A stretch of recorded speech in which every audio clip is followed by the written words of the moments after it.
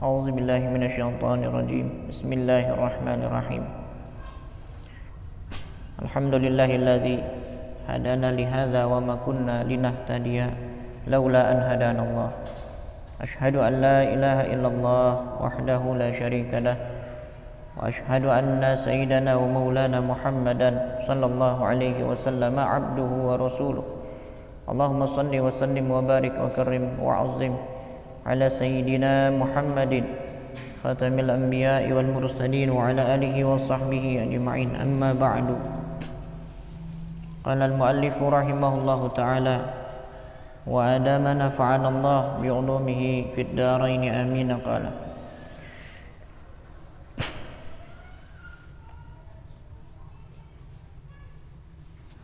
fa idza jahadaha sahibuha, gitu kan, wa khalafaha fi syahawatiha hatta ad'anat litiba'il haqqi wa sakanat tahta al-amri taklifi walakinnaha taghlibu sahibaha fi aktsari ahwaliha thumma tarji'u ilayhi bil lawmi ala ma waqa'a summiyat lawamatan.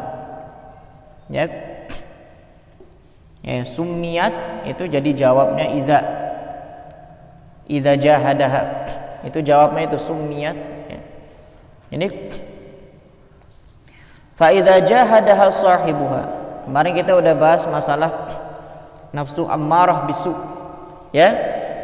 Dimana kita tahu nafsu ammarah bisu itu adalah tidaklah pernah ia memerintahkan kepada pemiliknya kepada satu kebaikan yang memang kebaikan itu murni dari kepentingan, gitu ya.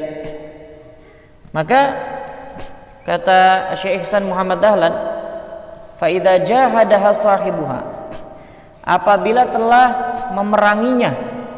memerangi nafsu ammarah sahibuha ya, oleh pemiliknya, maksudnya masing-masing daripada kita, wa khalafaha, kemudian sudah menyelisihinya fi syahawatiha, pada keinginan-keinginannya, udah berjuang dah tuh dan berhasil menyelisihi ya akan nafsu tersebut daripada keinginan-keinginannya, hatta ad'anat litiba'il haqqi, sampai dia menyerah, sampai nafsu tersebut menyerah, tunduk litiba'il haqqi, untuk mengikut kepada kebenaran. Sampai dia nyerah dah tuh, nyerah. Akhirnya dia sudah percumalah dilawan gitu ya. Dia diam akhirnya. Ngerti ya? Wasakanat, dan diam. Tahtal amri taklifi, di bawah perintah yang membebani. Maksudnya syariat. Ya. Amrun taklifiyun itu maksudnya syariat. Sampai akhirnya dia diam ya di bawah perintah yang berhubungan dengan taklif, pembebanan. Maksudnya syariat. Walakin akan tetapi keadaannya nafsu yang tadi udah nyerah itu ya taghlibu sahibaha. Salam. Dan ya, walakin akan tapi nafsu ammarah, nafsu yang tadi sudah tunduk itu taghlibu sahibaha, masih mungkin ya mengalahkan si pemiliknya fi aktsari ahwaliha, pada sebagian besar daripada keadaan si pemiliknya ya. Tsumma tarji'u ilaihi, kemudian ia kembali ilaihi, kepada si pemiliknya, bil laumi, dengan membawa protes ya, dengan membawa protes. Kenapa sih? Ya dia balik lagi dengan protes ya, alama waqa'a, terhadap apa yang telah terjadi. Maka summiyat lawamatan, maka yang demikian itu dinamakan lawamah. Kan nafsunya itu dinamakan nafsul lawamah. Jadi dia sebenarnya sudah menyerah ya, udah tidak lagi ammarah, udah tunduk deh, dia mau ikut pada kebenaran. Kemudian dia sudah mau menerima syariat ya. Tapi dia kembali lagi membawa protes-protes ya, Ya protes apa? Ya dia masih istilahnya kalau masih ammaroh ya, dia suara nafsu itu kedengarannya seperti kemarin kita sudah bahas, seperti anak kecil ya, terdengarnya suara nafsu itu. Jadi dia hanya dia saja yang mau dimenangkan, itu masih ammaroh tuh. Tapi kalau lawamah ya, suaranya itu kayak orang berpendidikan ya, suara nafsunya itu. Jadi dia ngebalikin kita itu pakai dalil-dalil yang lain, beralasan dia sudah ya, dia sudah pakai, dia menyerang kita dengan alasan, dengan 1001 alasan, dengan protes ya, sehingga apa, akhirnya pada sebagian besar keadaan si pemiliknya itu kalah sama nafsunya itu, lawamah. Jadi lawamah ini sama berbahayanya masih dengan ammar, masih sama berbahayanya, mengerti ya? Cuman kalau dia diajak kebenaran itu, ayo kita ke majelis taklim, ikut. Ayo kita ngaji, ikut. Ngerti ya? Ikut. Tapi kemudian ya dia akan protes tuh, mendatangkan protes. Ketika contoh di pengajian itu dirinya tidak mendapat pujian, contoh seperti itu. Ya, ngerti ya? Contoh, kan ente udah sering melayani khidmat guru sama guru ente. Ya, kok ente nggak kunjung dapat pujian dari guru ente gitu. Ya, kok ente nggak kunjung dapat suatu kedudukan di sisi guru ente. Gitu. Ngerti ya? Tapi kalau ngaji mau, surah ibadah mau. Ya. Ngerti apa enggak? Cuman dia lebih kepada penyakit hati ya. Kalau ya, dan bisikannya itu halus sekali lawamah itu. Ya. Lawamah itu bisikannya sangat halus. Beda dengan ammarah ya. Kalau ammarah itu marah-marah ya. Ya, pokoknya dia kayak anak kecil lah kalau ammarah itu. Ya. Ya kayak santri, persis seperti santri baru masuk pondok. Ngambeknya itu loh, ya kan? Itu masih ammarah tuh, istilahnya gambaran seperti itu. Nanti kalau dia udah agak lamaan dikit di pondok, lawamah dia udah. Ya kan? Suruh ayo jaga malam, siap. Bener enggak? Ya, ayo bangun malam, siap. Ya. Ayo belajar ya, siap. Ya, gitu. Seakan-akan dia sudah tunduk. Tapi nanti ada satu keadaan dan dua keadaan dia seperti bangkit dari kematian. Ngerti apa enggak? Si ammarah ini, ngerti ya? Jadi sebenarnya keinginan tujuannya masih seperti ammarah, tujuan intinya. Tapi pada keadaan-keadaan masih bisa tawar menawar lah, ngerti apa enggak? Namanya lawamah. Jadi dia sama berbahayanya seperti ammarah. Hati-hati ya. Ngerti apa enggak? Istilah gambarannya seperti itu. Kalau santri baru masuk pondok kan masih adatnya ya, masih jelek adat ya kalau orang bilang itu ya. Ya, adatnya masih jelek. Ya. Nah, itu adatnya jelek jadi suka ngadat. Ya, apa kalau orang suruh bilang adat apa? Ngambek ya. Iya. Masih suka ngadat. Maksudnya memenangkan adat. Ya, ngadat gitu. Ya, ngadat Pak dia, begitu kan. Ngambek. Jelek itu. Ammarah, ya. Kalau lawamah masih bisa tawar menawar. Masih bisa kadang kapan dia tahu gitu, kapan dia harus mundur. Tapi nanti dia maju lagi dengan 2 kali, 3 kali yang lebih parah dari itu. Itu. Namanya lawamah. Jadi hati-hati deh. Wahiyya tsaniyatu. Nah, lawamah ini adalah macam nafsu nomor 2. Ma'khuzatun, ya. Kata lawamah itu diambil min qaulihi ta'ala, daripada firman Allah Subhanahu wa taala. A'udzubillahi minasyaitonir rajim. Bismillahirrahmanirrahim. Wala uqsimu bin nafsil lawamah. Wala di sini bukan la nafi ya, tapi la tanbih gitu. Wala dan sungguh uqsimu aku bersumpah, ya, firman Allah Ta'ala, bin nafsil lawwamati, dengan nafsu yang namanya lawwamah. Begitu ya. Nah, ngerti dah tuh lawwamah. Lawwamah dapat nggak pemahamannya? Dapat. Ya. Cuman jangan sangka kita sekarang lawwamah, kalau kita masih ammarah, masih kayak anak kecil kita mah. Ya, makanya kalau kamu nanti udah mulai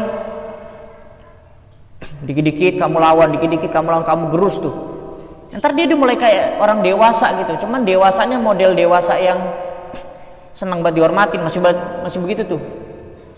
Itu lawwamah tuh. Yang dewasa tahu dia tanpa disuruh guru contoh gitu, nggak tidur malam, ya nggak tidur malam gitu contoh, nggak usah disuruh lagi, dia udah bisa tuh neken, bisa. Ngerti nggak? Dia udah tahu tuh, itu udah perempuan jangan dekat ke situ, tahu dia. Cuman dia kembali dengan sesuatu yang lain gitu ya. Dan kalaupun contoh ya, dia tertarik dengan seorang perempuan, dia akan mendapatkan perempuan itu dengan cara yang lebih bersiasat gitu ya, daripada kalau amarah kan jelek ya. Jangan kamu deketin perempuan, nggak mau, pokoknya ini kok badan saya. Nah itu tuh masih amarah tuh, masih jelek lah pokoknya. Kalau lawwamah tuh tahu celahnya dia ya. Biasanya udah santri-santri expert nih, udah lama ya istilahnya gambaran kayak gitulah. Kalau yang santri udah lama nahan di pondok, ntar dia jadi kayak lawwamah gitu gambarannya, bisa tenang dia. Yang abang-abangan nih ya, beda sama yang masih jelek adat ya, yang kecil-kecil masih ngelawan, dibangunin sholat ngambek masih. Nah itu masih amarah banget itu ya, gambarannya, gambaran nafsu begitu. Nah kalau santri yang udah lama di pondok kan udah tahu tempat dia ya, cuman ngakal. Nah itu lawwamah tuh ya, suka protes masih, ngerti ya, suka protes tentang apa yang terjadi. Yang melihat kenapa begini, kenapa begitu, kenapa tidak begini, kenapa tidak begitu. Lawwamah tuh, ngerti ya, jangan didengarkan, ngerti ya, hak-hak, batil-batil, udah nggak usah banyak pertanyaan lah, ngerti ya. Apa yang sudah terjadi, kamu sudah lama lawan nafsu kamu, ya sudah lawan terus. Tapi kan kamu capek ngomong terlawamah itu ya. Tapi kan kamu lelah, lawamah tuh.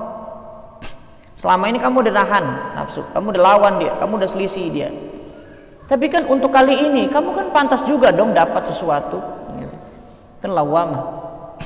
Tapi kan untuk kali ini kamu juga pantas dong ya mendapat kedudukan, mendapat pujian, ya kan? Nah, itu lawwamah, paham tuh? Nah, ya itu namanya lawwamah. Protes mulu lawwamah, tapi dia pakai siasat ya. Nah, beda kalau amarah ya. Kalau masih amarah tuh,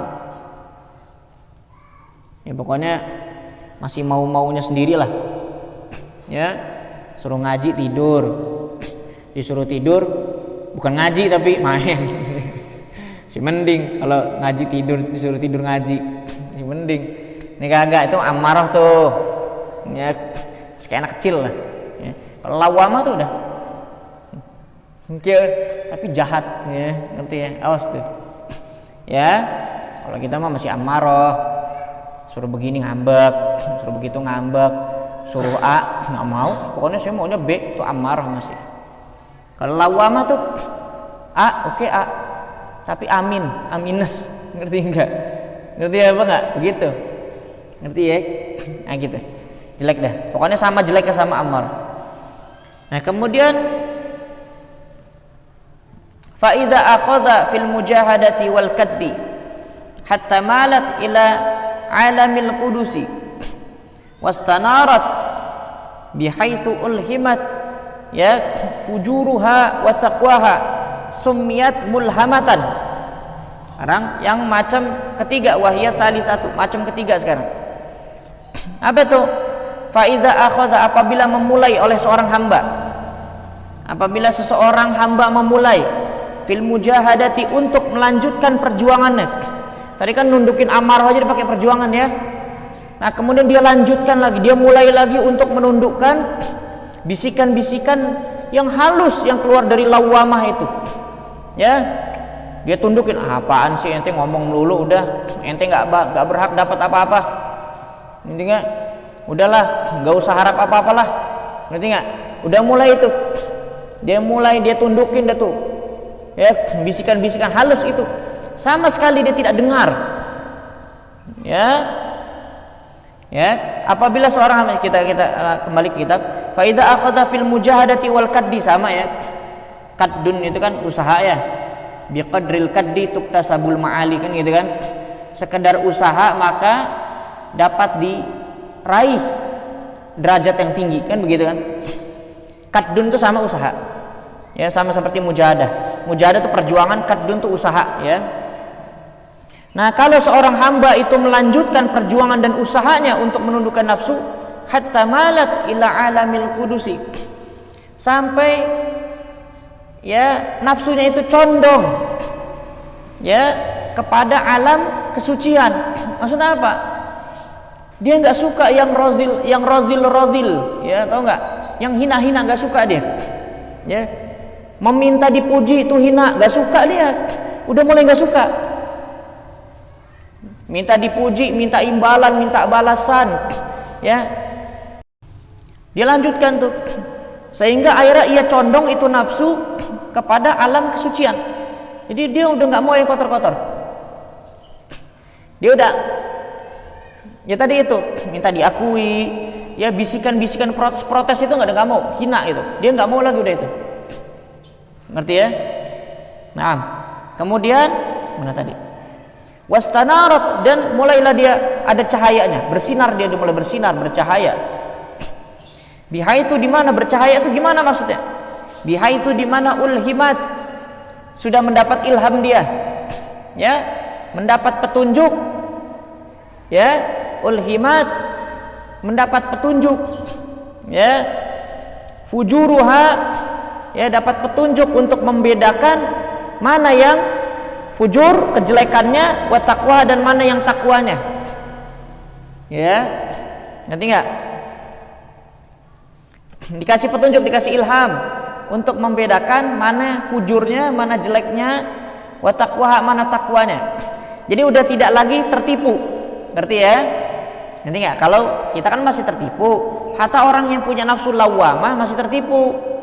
Dia masih susah bedain mana takwa, mana fujur. Ngerti ya? Nah, sumniyat, maka dinamakan tuh nafsu yang seperti itu mulhamatan. Mulhamah dari kata alhama yulhimu. Ya, ini isi maf'ulnya. Ya, mulhamatan. Maka dinamakan mulhamah. Mulhamah itu adalah nafsu yang mendapat ilham. Ngerti ya? Ngerti enggak? Wahiyya salisatu, ini adalah nafsu yang ketiga, mulhamah. Ngerti ya? Nah, ma'khuzatun min qauli ta'ala, kata mulhamah itu diambil daripada firman Allah Ta'ala. A'udzubillahi minasyaitonir rajim. Bismillahirrahmanirrahim. Fa'alhamaha fujuraha wa taqwaha. Kemudian Allah Subhanahu wa taala memberikan petunjuk kepada nafsu, fujuraha, mana yang jelek daripada dirinya, wa taqwaha, dan mana yang takwa daripada dirinya. Jadi Allah Ta'ala kasih pembeda dengan ilham dari Allah. Ya, ngerti kan? Nah, kan ilham itu kan ilqaul khair, ya, pemberian kebaikan, khobar, tapi yang isinya kebaikan.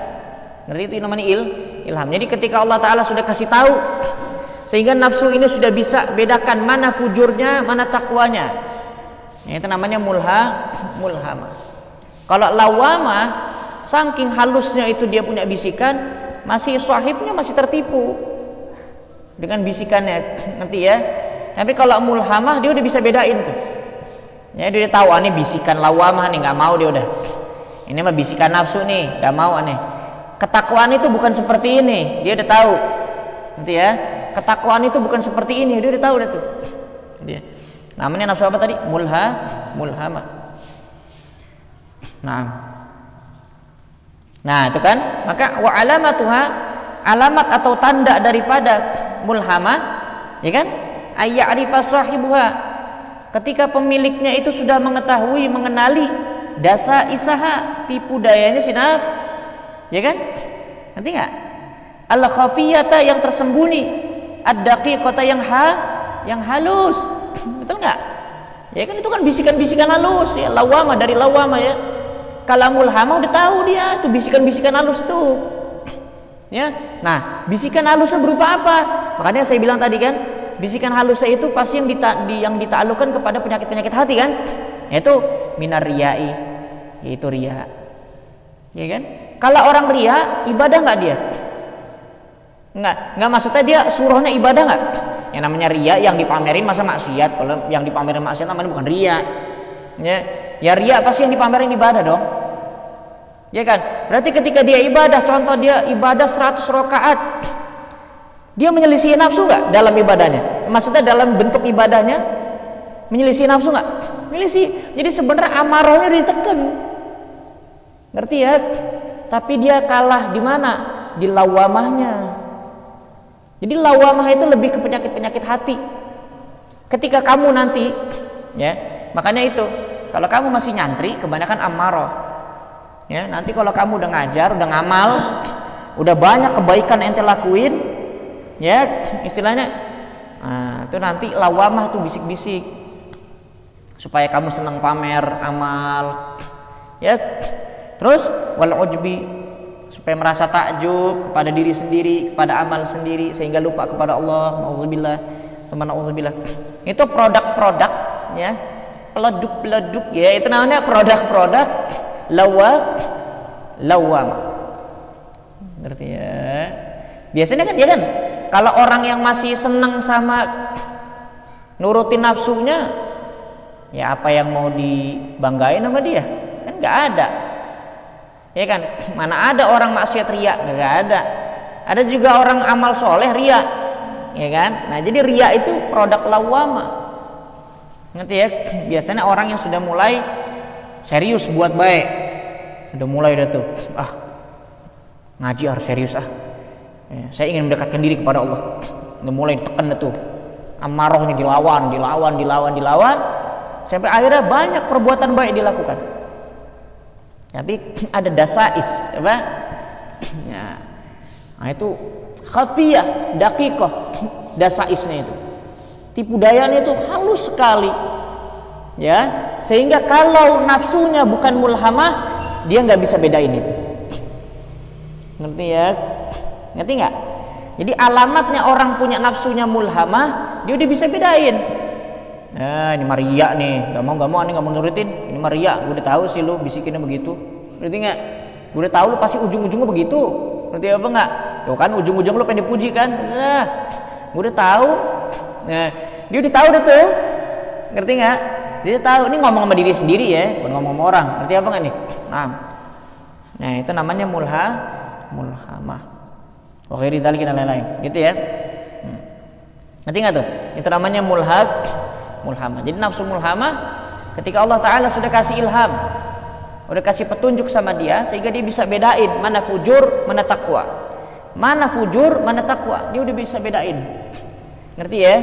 Nah, berarti lawamanya udah lewat. Ngerti ya?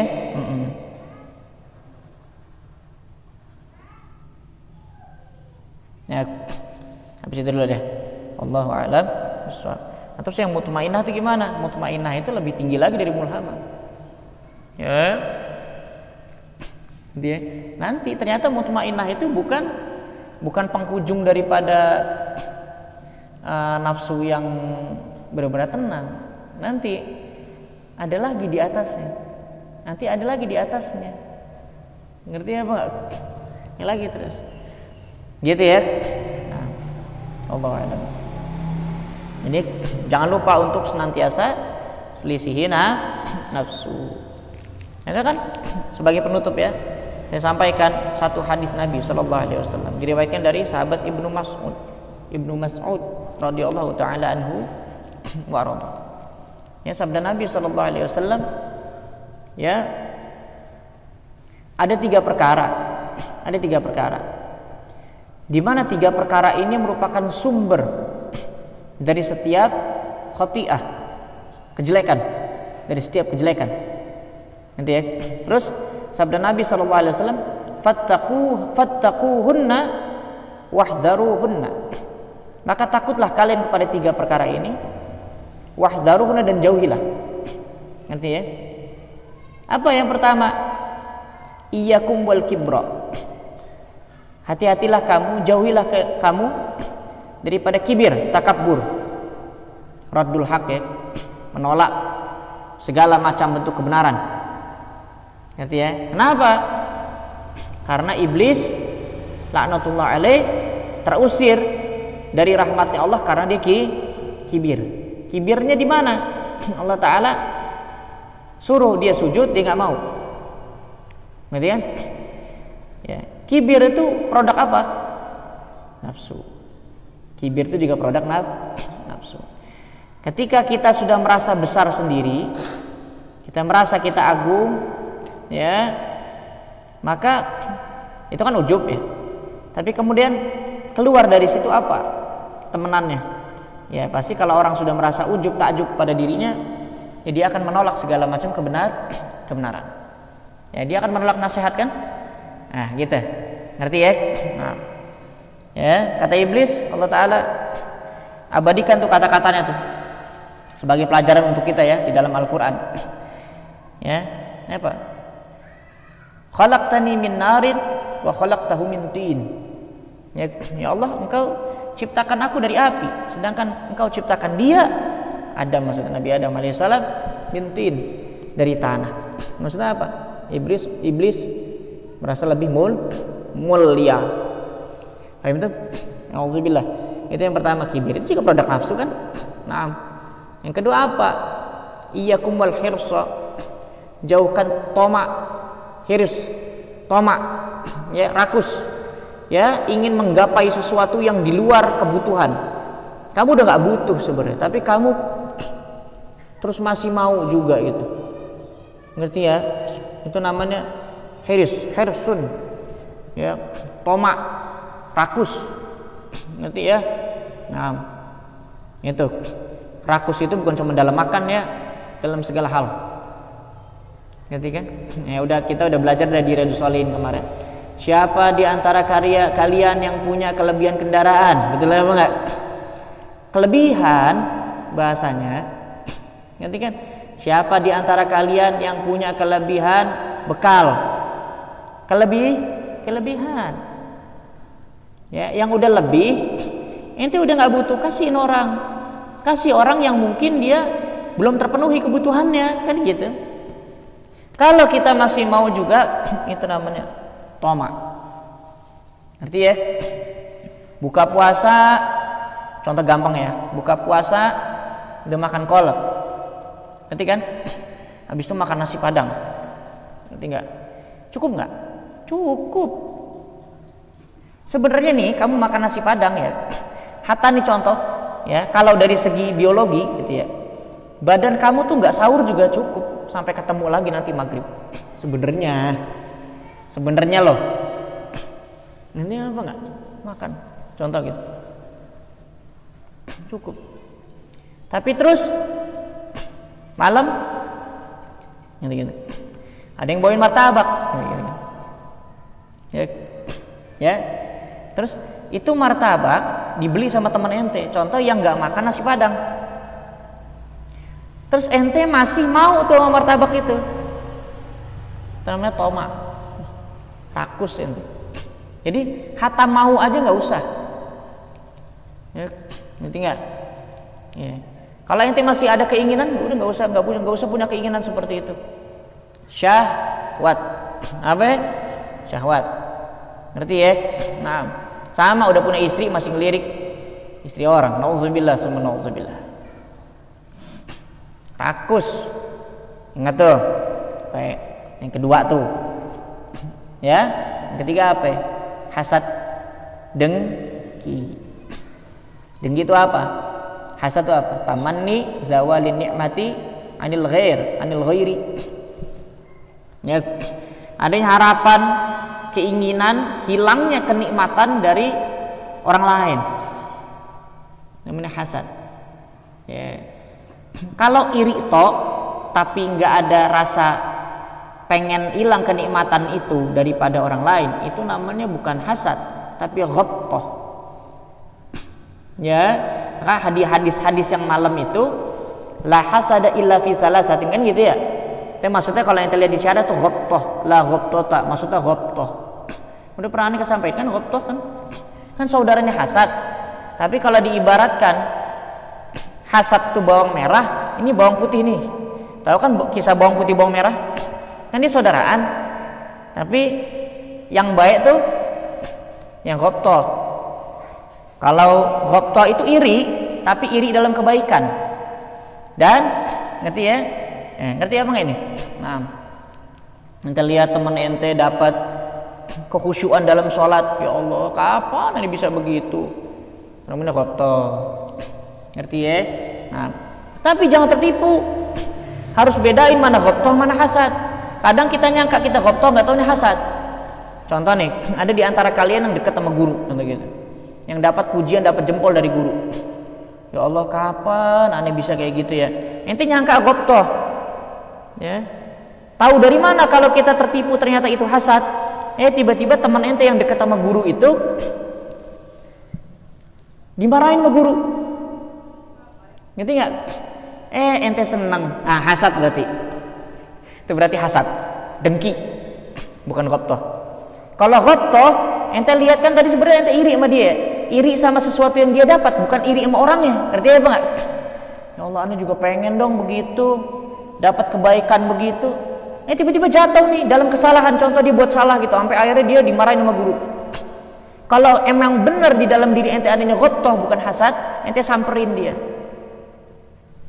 Fulan, saudaraku, ya, aneh sekarang rajin belajar gara-gara aneh iri sama ente. Ya, aneh aja iri sama ente jangan berhenti dong. Ayo bangkit. Ya, aneh aja iri, ente bisa begitu. Berarti ente orang baik sebenarnya. Ente jauh lebih baik dari aneh, ayo bangkit. Berarti ghabthah tuh. Tapi kalau kita kan enggak.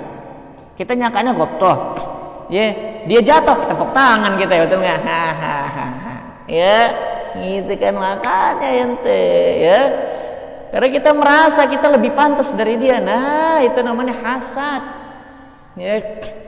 Ya, sholat kamu terbakar sama hasad, puasa kamu sia-sia karena kamu punya hasad. Nauzubillah.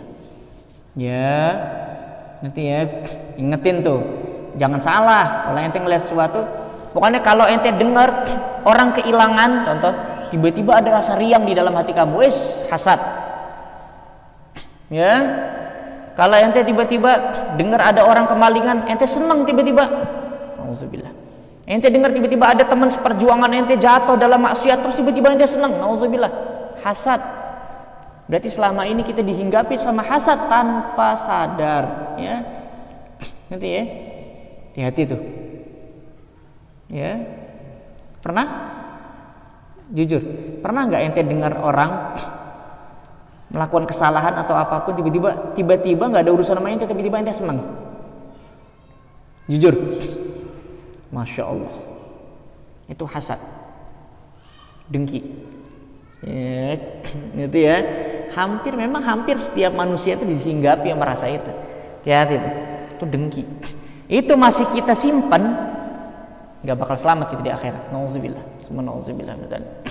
Ya tuh, saya rasa cukup sampai situ ya pengajian. Wallahu a'lam. Ya, mudah-mudahan kita semuanya adalah orang-orang yang mendapat perlindungan dari Allah Subhanahu wa taala kita, sehingga kita selamat fid dunya wal akhirah. Ala hadhihi al-Fatihah. Auzubillah. Bismillah.